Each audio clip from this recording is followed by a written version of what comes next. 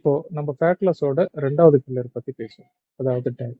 இந்த டயட் அப்படிங்கிறது நம்ம ஃபேட் லாஸ் ஜர்னிய ரொம்பவே ஈஸியா ஸ்டாப் பண்ணிடும். ஸோ அதனால இந்த டயட்ல நம்ம ரொம்ப அதிகமா கவனம் செலுத்தணும். ஸோ ஃபர்ஸ்ட் வந்து எனர்ஜியும் எனர்ஜியும். அதாவது எந்த அளவுக்கு நம்மளுக்கு எனர்ஜி தேவையோ அந்த அளவுக்கு தான் நம்மளோட ஃபுட் கன்சம்ஷன் இருக்கணும். அதுக்கு மேல போச்சுன்னா அது டைரக்டா ஃபேட்டா தான் ஸ்டோர் ஆகும். ஸோ ஃபர்ஸ்ட் வந்து இந்த கான்செப்டை நம்ம அண்டர்ஸ்டாண்ட் பண்ணிக்கணும். எந்த அளவுக்கு எனர்ஜி தேவையோ அந்த அளவுக்கு தான் நம்ம சாப்பிடணும். இன்னொரு விஷயம் நம்ம என்ன புரிஞ்சுக்கணும்னா, சின்ன வயசுல நம்ம நிறைய சாப்பிட்டுப்போம். அதுவே ஏஜ் ஆக ஆக அந்த அளவுக்கு சாப்பிடணும்ட்டு அவசியம் கிடையாது. நம்ம பாடி ரொம்ப எஃபிஷியன்ட்டாவே ஃபுட்ல இருந்து எனர்ஜி டிரைவ் பண்ணும்.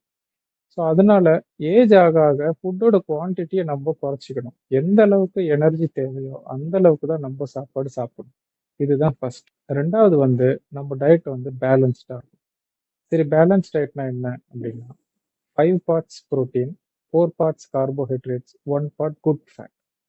ஸோ இந்த 5:4:1 ரேஷியோல இருந்தால் தான் அது பேலன்ஸ் டயட். சரி, இது எப்படி நம்ம வந்து கண்டுபிடிக்கலாம், இல்லை எப்படி இது பண்ணலாம்னா ரொம்ப சிம்பிள். ஆல்ரெடி நம்ம வந்து பேசணும். இந்த நியூட்ரிஷனல் ஃபேக்ட்ஸ், சர்விங் சைஸ் இதை பற்றிலாம் நம்ம பேசணும் இல்லைங்களா? ஸோ எந்த அளவுக்கு சாப்பிடணுங்கிறது நீங்கள் சர்விங் சைஸ் வச்சு தெரிஞ்சுக்கோங்க.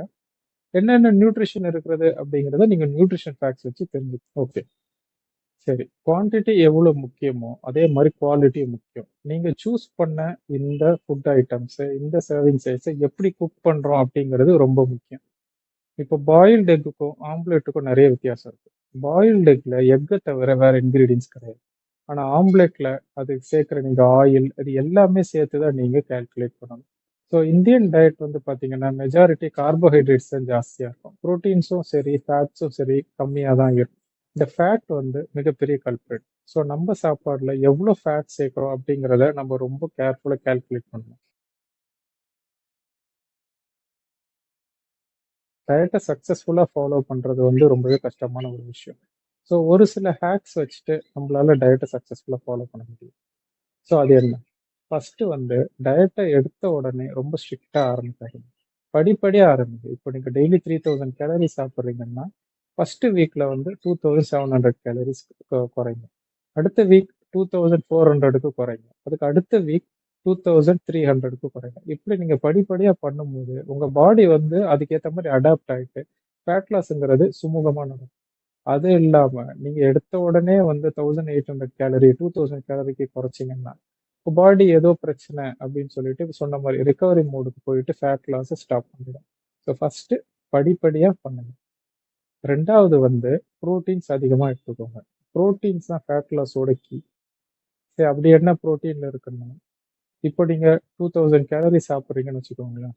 அதுல எல்லாமே கார்போஹைட்ரேட்ஸா சாப்பிட்றீங்கன்னா உங்க பாடி அதுல எவ்வளோ வந்து அந்த ஃபுட்டை பேர்ன் பண்றதுக்கு யூஸ் பண்ணுன்னா ரொம்ப கம்மி.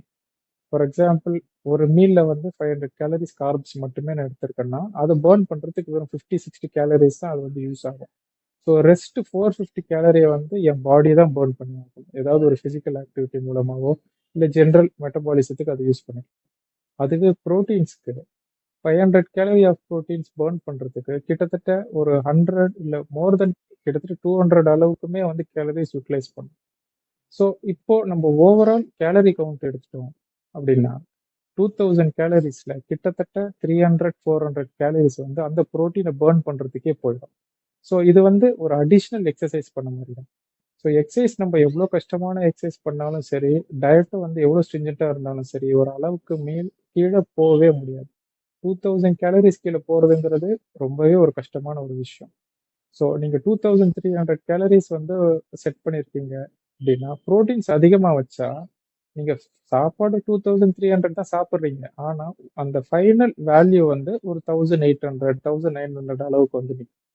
ஸோ இது வந்து ஒரு ரொம்பவே ஒரு முக்கியமான ஒரு விஷயம். நீங்க எந்த அளவுக்கு புரோட்டீன் சாப்பிட்றீங்களோ அந்த அளவுக்கு டயட்டை நீங்க ஈஸியா ஃபாலோ பண்ண முடியும். டயட் ரொம்ப கம்மி பண்ணீங்க, 2000 கேலரி கீழே கம்மி பண்ணீங்க அப்படின்னா ஸ்டார்வேஷன் மோட் அப்படின்ட்டு உங்க பாடியில ஒரு மோடு இருக்கும்.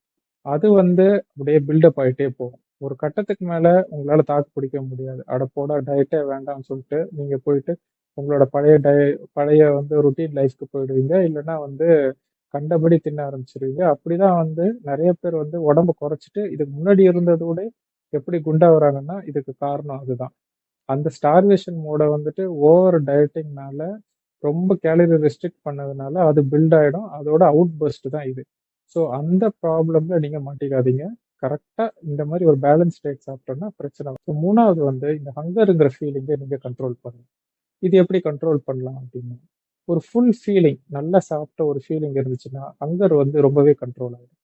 இல்லைன்னா நீங்க எது கிடைக்குதோ அது சாப்பிடணும் அப்படிங்கிற ஒரு மோடுக்கு போயிடுவீங்க. இதை கண்ட்ரோல் பண்றது ரொம்பவே ஈஸி. ஒரு பேலன்ஸ் டயட் சாப்பிடுறீங்க இல்லையா? அதை வந்து காலையில கொஞ்சம் ஹெவியா சாப்பிடுங்க. காலையிலேயே நம்ம நிறைய சாப்பிட்டோம் அப்படின்னா உங்களுக்கு அந்த ரெஸ்ட் ஆஃப் த டேக்கு பெருசா பசி எடுக்காது. நீங்க வந்து மாடரேட்டா வந்து லஞ்ச் சாப்பிட்டுக்கலாம். டின்னர்ல வந்து கம்மியா கூட சாப்பிட்டுக்கலாம். உங்களுக்கு பெருசா பிரச்சனை வரும்.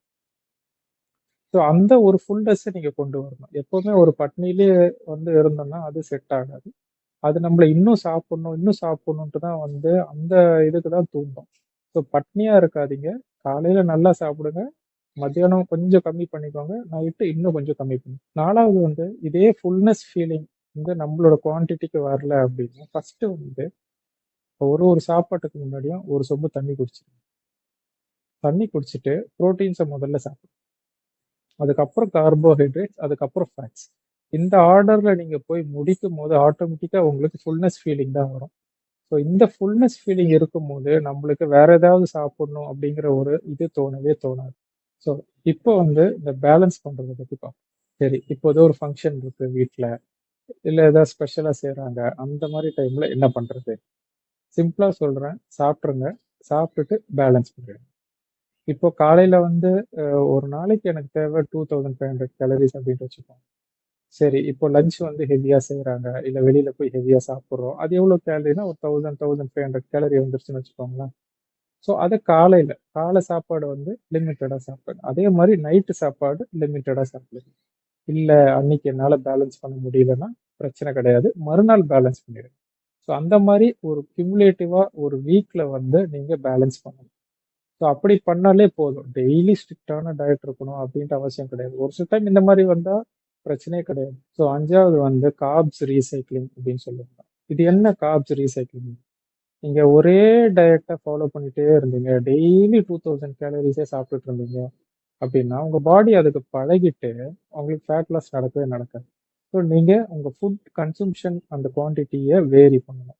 ஒரு நாளைக்கு 2300 கேலரி சாப்பிடணும். ஒரு நாளைக்கு 2100 கேலரி சாப்பிடணும். இப்போ ஃபார் எக்ஸாம்பிள் இன்னைக்கு எனக்கு ஒர்க் அவுட் இருக்குன்னா, நான் இன்னைக்கு அதிக கேலரி சாப்பிடலாம். 2500 அளவுக்கு சாப்பிடலாம். நாளைக்கு எனக்கு ஒர்க் அவுட் இல்ல, வெறும் ரெஸ்ட்டு, வீட்ல தான் இருக்க போறேன், பெருசா எதுவும் பண்ணலன்னா 1900 கேலரிஸ், 2000 கூட சாப்பிடலாம்.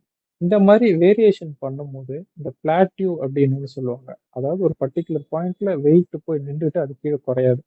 ஸோ இத தவிர்க்கிறதுக்கு ரொம்பவே முக்கியமான ஒரு வழி வந்து இதுதான். இந்த கார்ப் ரீசைக்ளிங் ஃபுட் கன்சம்ஷனை வேரியேஷன் பண்ணும். கடைசி வந்து ஃபைபர். புரோட்டீன்ஸ் எவ்வளவு முக்கியமோ அதே மாதிரி ஃபைபரும் நம்ம டயட்ல இருக்கிறது ரொம்பவே முக்கியம். ஃபைபர்னா ஒன்றும் இல்லை, இந்த காய்கறிகள் தான்.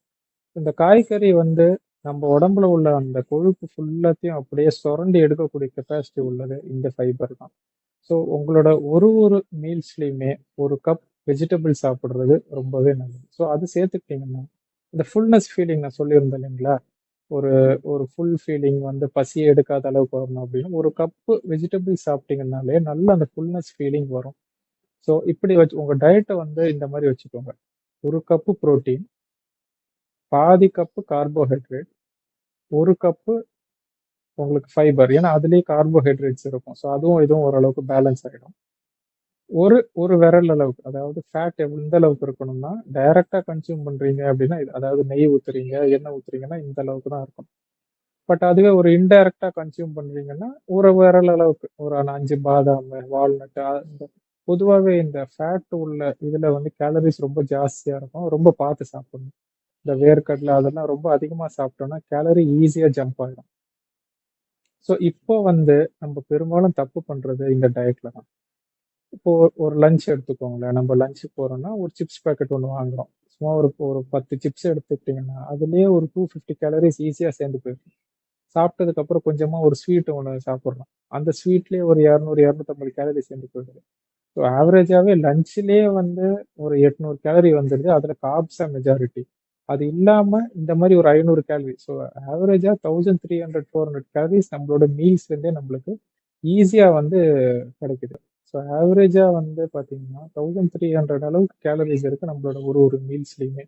ஸோ அதுதான் இந்த ஃபேட் கெயினுக்கான மிகப்பெரிய ப்ராப்ளம்.